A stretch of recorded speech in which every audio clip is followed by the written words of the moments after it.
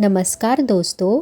आज 22 जनवरी 2024 को राम मंदिर की प्राण प्रतिष्ठा हो जाएगी, जिसका इंतज़ार कई सालों से किया जा रहा था। साल 2019 में सुप्रीम कोर्ट के फैसले के बाद राम मंदिर बनकर तैयार है और श्री राम की मूर्ति की प्राण प्रतिष्ठा होने जा रही है। इस मौके पर हम उस इतिहास के बारे में जान लेते हैं जिसने आज के राम मंदिर के स्वरूप की नींव रखी। अयोध्या नगरी कितनी पुरानी है, क्या आपको इसका अंदाज़ा है? भारतीय वेदों और शास्त्रों में भी अयोध्या का जिक्र मिलता है। अथर्ववेद में भी इस नगरी का साक्ष्य मिलता है। हमारी मान्यताओं में अयोध्या नगरी हमेशा ही श्री राम की जन्मभूमि रही है। अयोध्या का धार्मिक इतिहास तो रामायण में लिखा हुआ है, लेकिन इसके इतिहास का एक पन्ना विवादित भी है। हम बात कर रहे हैं बाबरी मस्जिद और इससे जुड़ी घटनाओं की। इस वक्त पूरा भारत श्री राम की मूर्ति की प्राण प्रतिष्ठा को लेकर खुशियां मना रहा है। आज हम इस राम मंदिर के इतिहास के बारे में बात करेंगे, जिन्होंने मौजूदा समय में राम मंदिर का स्वरूप निर्धारित करने में मदद की है। अधिकतर लोगों को लगता है कि ये विवाद 70 सालों से चला आ रहा है, लेकिन इसकी नींव असल में 16वीं सदी में ही रख दी गई थी। हालांकि उससे पहले भी अयोध्या नगरी में मंदिर और मस्जिद के विवाद रहे हैं, लेकिन आधुनिक इतिहास को हम साल 1528 से ही देख सकते हैं। अयोध्या का विवाद बाबरी मस्जिद से घिरा हुआ है। इसकी शुरुआत हुई साल 1528 में, जब बाबर के सेनापति मीर बाकी ने अयोध्या में बाबरी मस्जिद बनवाया। इस मस्जिद को मुगल काल की एक महत्वपूर्ण मस्जिद माना जाता था। वैसे बाबरी मस्जिद का मॉडर्न दस्तावेज़ों में भी जिक्र है। जैसे साल 1932 में छपी किताब अयोध्या ए हिस्ट्री में बताया गया है कि मीर बाकी को बाबर ने ही हुक्म दिया था कि अयोध्या में राम जन्मभूमि है और यहाँ के मंदिर को तोड़कर मस्जिद का निर्माण करवाना होगा। बाबर के सिपाही द्वारा बनाई गई इस मस्जिद का नाम बाबरी रख दिया गया। हालांकि इसे लेकर अभी भी विवाद है कि बाबरी मस्जिद को मंदिर तोड़कर ही बनाया गया था, लेकिन कई किताबें इसका जिक्र ज़रूर करती है कि मंदिर की सामग्री से ही मस्जिद का निर्माण शुरू किया गया था। उस वक्त क्या हुआ था, इसे लेकर कई दावे मिलते हैं। मस्जिद के बनने के 300 साल बाद इसे लेकर विवाद की पहली झलक दिखाई दी।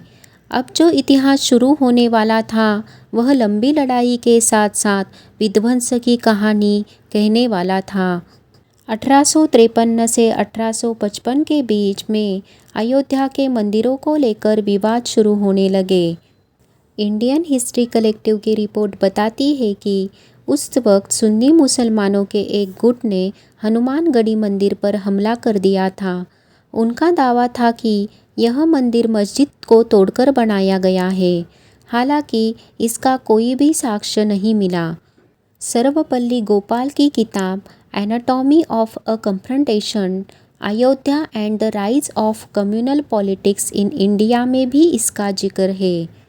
किताब में यह भी कहा गया है कि उस वक्त हनुमानगढ़ी मंदिर बैरागियों के अधीन था और उन्होंने आसानी से मुसलमानों के गुट को हटा दिया था।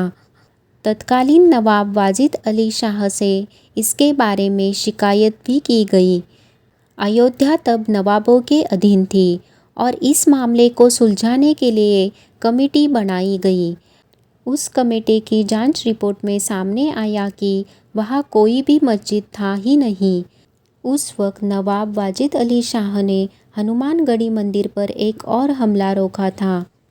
एक रिपोर्ट कहती है कि साल 1858 में निहंग सिखों के एक दल ने बाबरी मस्जिद के अंदर घुसकर हवन पूजन किया था।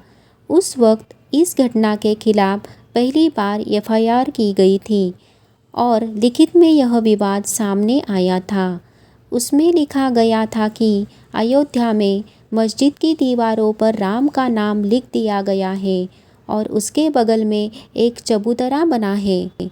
साल 1859 में अंग्रेजी सरकार ने इसके बीच एक दीवार खड़ी कर दी, जिससे हिंदू पक्ष और मुस्लिम पक्ष शांति शांति से अलग अलग स्थान पर पूजा और इबादत कर सके।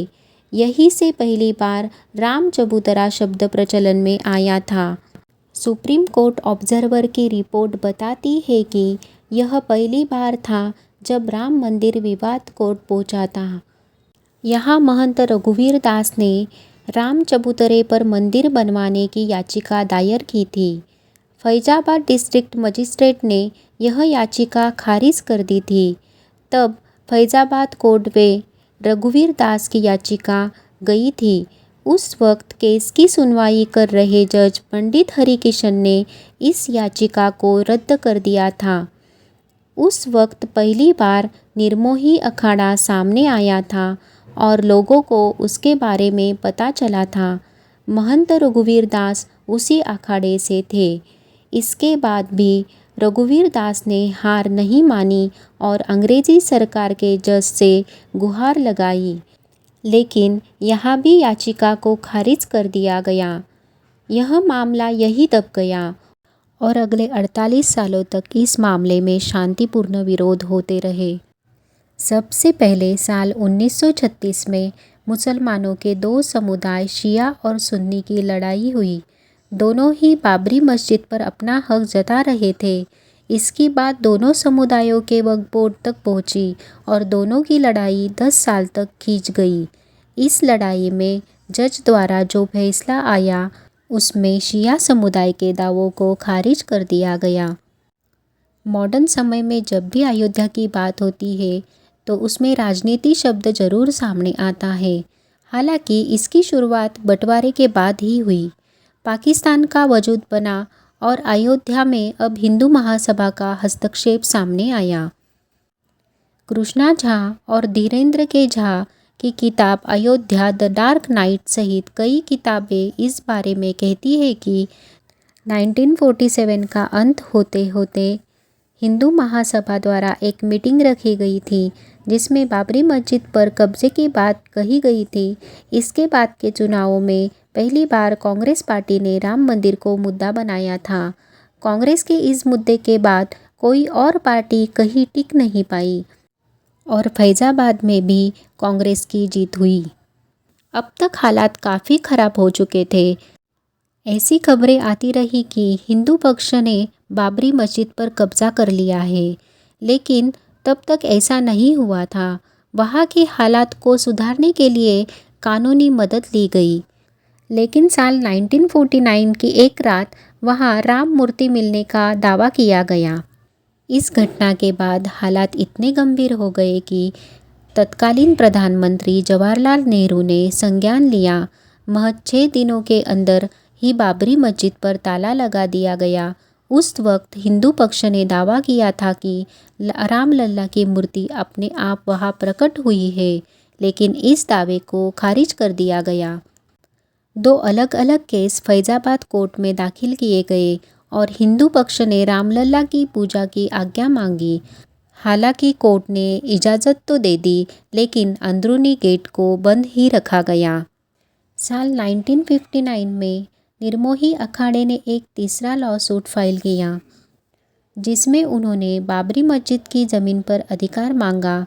ऐसे ही साल 1961 में मुस्लिम पक्ष ने एक केस फाइल किया, जिसमें उन्हें बाबरी मस्जिद के ढांचे पर हक चाहिए था। इस समय अयोध्या ने अपना सबसे बड़ा राजनीतिक दौर देखा। यह वक्त था जब राम मंदिर आंदोलन की शुरुआत हुई थी। इसी समय बीजेपी की वरिष्ठ नेता लाल कृष्ण आडवाणी को इस आंदोलन का नेतृत्व करने के लिए चुना गया था।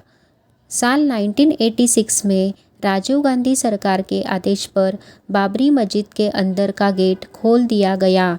दरअसल उस वक्त लॉयर यूसी पांडे ने फैजाबाद सेशन कोर्ट में याचिका दायर की थी कि फैजाबाद सिटी एडमिनिस्ट्रेशन ने इसका गेट बंद करने का फैसला सुनाया था, इसलिए इसे खोला जाना चाहिए। तब हिंदू पक्ष को यहाँ पूजा और दर्शन की अनुमति दे दी गई और बाबरी मस्जिद एक्शन कमेटी ने इसके खिलाफ प्रोटेस्ट भी किया। उस समय तत्कालीन प्रधानमंत्री राजीव गांधी ने विश्व हिंदू परिषद को विवादित जगह पर शिलान्यास करने की अनुमति दे दी थी। इसके बाद पहली बार रामलला का नाम इलाहाबाद हाईकोर्ट पहुंचा था, जिसमें निर्मोही अखाड़ा और सुन्नी वक्फ बोर्ड ने रामलला जन्मभूमि पर अपना दावा पेश किया। साल 1990 में लाल कृष्ण आडवाणी ने गुजरात के सोमनाथ मंदिर से लेकर अयोध्या तक रथ यात्रा की शुरुआत की। यह बहुत ही विवादित दौर था। उस दौरान अयोध्या वासियों के ऊपर ही कार सेवकों के लिए व्यवस्था का कार्यभार था। चारों तरफ पुलिस तैनात रहती थी और रातों रात कार सेवकों को रहने के लिए जगह दी जाती थी। स्कूलों में भी उन्हें रुकवाया गया था। उस वक्त चारों तरफ सिर्फ परेशानी का माहौल रहता था और समझ नहीं आता था कि आने वाले पल में क्या हो जाएगा। 6 दिसंबर 1992 का वो दिन जब बाबरी मस्जिद को गिराया गया था, भारत के इतिहास में यह दिन दर्ज है। कार सेवकों ने यहाँ एक अस्थायी मंदिर की स्थापना भी कर दी थी। अप्रैल 2002 में अयोध्या टाइटल डिस्प्यूट शुरू हुआ और इलाहाबाद हाई कोर्ट की लखनऊ बेंच में हेयरिंग शुरू हुई। अगस्त 2003 में एएसआई ने मस्जिद वाली जगह पर खुदाई शुरू की और यह दावा किया कि इसके नीचे 10वीं सदी के मंदिर के साक्ष्य मिले हैं। साल 2009 में अपने गठन के 17 सालों बाद लिब्राहन कमीशन ने रिपोर्ट सबमिट की। हालांकि इस रिपोर्ट में क्या था वह सामने नहीं आया। अब तक अयोध्या की ज़मीन को हर पक्ष अपने लिए मांग रहा था, लेकिन इलाहाबाद हाई कोर्ट ने इस ज़मीन को 3 हिस्सों में बांट दिया। इसके तहत 1/3 हिस्सा निर्मोही अखाड़ा को, 1/3 हिस्सा सुन्नी वक्फ बोर्ड को और 1/3 हिस्सा रामलला को दिया गया। इस फैसले ने पूरे देश में विवादों को जन्म दिया। इसके खिलाफ एक बार फिर से याचिका दायर हुई और साल 2011 में सुप्रीम कोर्ट ने इलाहाबाद हाई कोर्ट की रूलिंग को रोक दिया। सुप्रीम कोर्ट ने इस हियरिंग को लेकर कहा कि इलाहाबाद हाई कोर्ट का जजमेंट अजीब है, क्योंकि तीनों में से किसी भी पार्टी ने इसके लिए गुहार नहीं लगाई थी। साल 2017 को आते आते चीफ जस्टिस खेयर ने तीनों पार्टियों को आउट ऑफ कोर्ट सेटलमेंट के बारे में कहा। इस पर एक बार फिर से बहस शुरू हुई। साल 2018 में सुप्रीम कोर्ट ने अपना फैसला दिया, हालांकि उसे जगजाहिर नहीं किया गया। उस वक्त सुप्रीम कोर्ट ने बड़ी बेंच के तहत उनके फैसले की जांच करने को मना कर दिया था। चीफ जस्टिस गोगोई ने साल 2019 में 5 जजों के बेंच बनाई और पुराने 2018 वाले फैसले को खारिज कर दिया। 8 मार्च 2019 को 2 दिन की सुनवाई के बाद जमीनी विवाद को आपसी सहमति से सुलझाने की बात एक बार फिर से कही गई। नवंबर 2019 आते आते सुप्रीम कोर्ट ने हिंदू पक्ष के हित में फैसला सुनाया और राम मंदिर को एक ट्रस्ट के जरिए बनवाने का आदेश दिया। इसके साथ सुन्नी वक्फ बोर्ड को 5 एकड़ ज़मीन दी गई, जहां अयोध्या में मस्जिद बनवाया जाना था। दिसंबर तक इस मुद्दे पर कई पिटीशन फाइल की गई और सुप्रीम कोर्ट ने इस मुद्दे को खारिज कर दिया। फरवरी 2020 को श्री राम जन्मभूमि तीर्थ क्षेत्र ट्रस्ट की स्थापना हुई। लोकसभा ने प्रधानमंत्री नरेंद्र मोदी ने इसकी घोषणा की। सुन्नी वक्फ बोर्ड ने 5 एकड़ ज़मीन को स्वीकार किया और अगस्त 2020 में प्रधानमंत्री नरेंद्र मोदी ने राम मंदिर का शिलान्यास किया। 22 जनवरी 2024 को रामलला मंदिर की प्राण प्रतिष्ठा की जाएगी। आपको ये जानकारी पसंद आई हो तो वीडियो को लाइक, शेयर और सब्सक्राइब ज़रूर करिए। वीडियो को पूरा देखने के लिए आपका बहुत बहुत धन्यवाद।